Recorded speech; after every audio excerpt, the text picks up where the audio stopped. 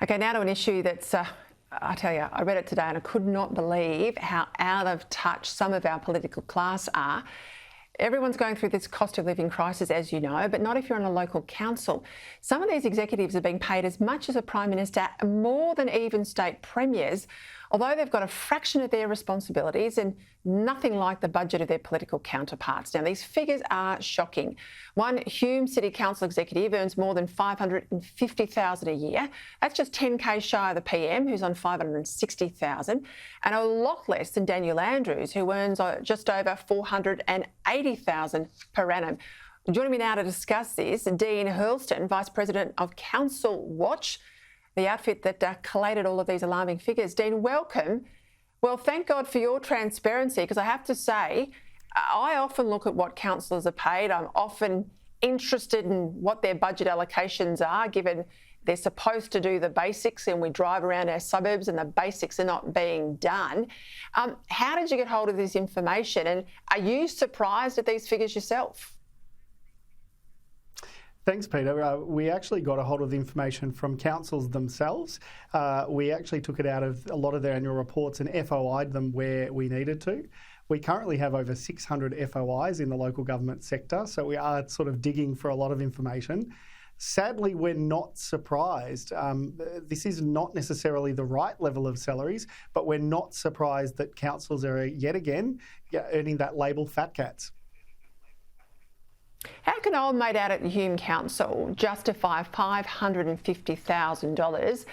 His budget responsibility out there would be, we wouldn't even pay the stamps in the PM's office, and it's just a very small area compared to what the Prime Minister has under his remit. How do you justify a salary like that?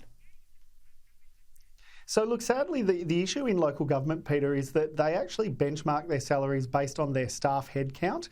They don't look at the population. We see some council CEOs earning over $400,000 with a population of around 50,000 residents, yet an inner city council might have a similar salary and a population of 120 or 130,000.